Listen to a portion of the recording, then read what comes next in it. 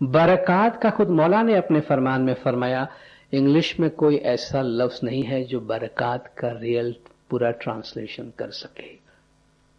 बरकत के बहुत से मानी है। बरकत ब्लेसिंग्स है, बरकत एबंडेंस है, बरकत एक सेंस ऑफ एफ्लुएंस है, फीलिंग ऑफ एफ्लुएंस है।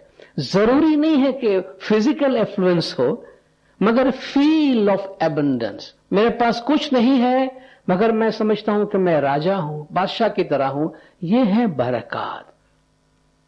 बरकत का मतलब ये नहीं कि एक गाड़ी से सुबह सुबह एकदम 4 गाड़ी मेरे घर के आगे खड़ी हो जाएगी, मेरे 4 बंगले हो जाएंगे। फाइन, ऐसा भी होगा, हो सकता है, मगर उसको उस फिजिकल कॉन्टेक्स्ट में देखने की जरूरत नहीं है। बरकत यह है कि जैसे मौला अच्छी हेल्थ देता है, दूसरों के मुकाबले में आपको 10% भी हेल्थ की तकलीफ नहीं है, दैट इज बरकत। दूसरों के मुकाबले में 10% भी आपके वरीज नहीं है, दैट इज बरकत। फिक्र नहीं है कल क्या होगा, खानदान में प्यार है, ये बरकत है। बच्चे सिराते मुस्तकीम पर है, ये बरकत है। हम सीधे रास्ते पर है, ये बरकत है। हमारे अंदर बुरी आदत नहीं है, ये बरकत है। ये चीजें हैं जो परसेप्टिबल नहीं है, जो जाहिरी नहीं है कि आप उसको देख सको और महसूस कर सको, ये बातिनी है। वो हम अंदर से उसको कभी फील कर सकते हैं, कभी किसी के साथ कंपेयर करने का मौका मिले कि भाई यार दूसरों के मुकाबले में हम कितने आराम, कितने राहत, कितने खुश हैं। इमाम का साया हमारे ऊपर है तो ये सेल्फ कितनी बड़ी ब्लेसिंग से हम कभी इमेजिन भी नहीं कर सकते हैं कि रूहानी माँ बाप का साया है हमारे सर पे, तो कोई वरीज ही नहीं है, बिकॉज वी हैव द इमाम देयर। तो ये है बरकत। और जब इंसान दसौन पूरी अदा करता है, इमाम का हक पहुंचाता है, तो मुश्किल, तकलीफ, आफतें बर्दाश्त करने की ताकत आती है।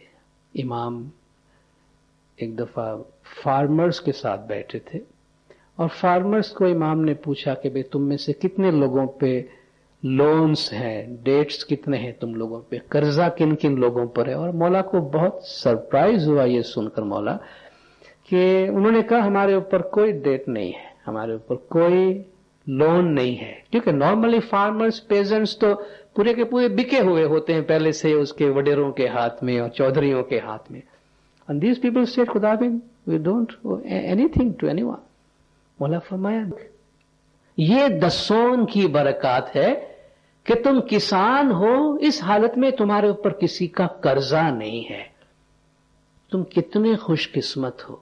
एक और जगह इमाम फरमाते हैं कि तुम कहते हो खुदाबिन दुख है, दुख है, दुख है, तकलीफ है, हम तुमको दुख का इलाज बताते हैं। दसौन अदा करो, दसौन अदा करो, दसौन अदा करो। याद रखिए, कभी भी हम दसौन पे कॉम्प्रोमाइज करके, इमाम का पैसा रोक के, दसौन में कमी करके हम कभी खुशी हासिल नहीं कर सकेंगे, हम कभी हैप्पीनेस हासिल नहीं कर सकेंगे। खुद हम अपने बरकत का दरवाजा अपने हाथों से बंद कर देंगे। इसलिए जब भी हमारी जो भी इनकम होती है उसका 8वां हिस्सा तो इनकम का हिस्सा समझने का ही नहीं। 800 दिनार कमाता हूं, फाइन, मेरे हिसाब से मैं 700 दिनार कमाता हूं, वो 100 दिनार मेरी कमाई ही नहीं है, तो समझने का नहीं कि वो हमारा है। दसौन इस तरह निकाली जाती है कि वो हमारे काम, हमारे अर्निंग का हिस्सा समझने का ही नहीं। तो ये हमारे माल में बरकत, औलाद में बरकत, बातनी रूहानी जिंदगी में, ईमान में बरकत, ये वो ब्लेसिंग्स है जो हमारे इस दसौन की बरकत से हमें हासिल होती है।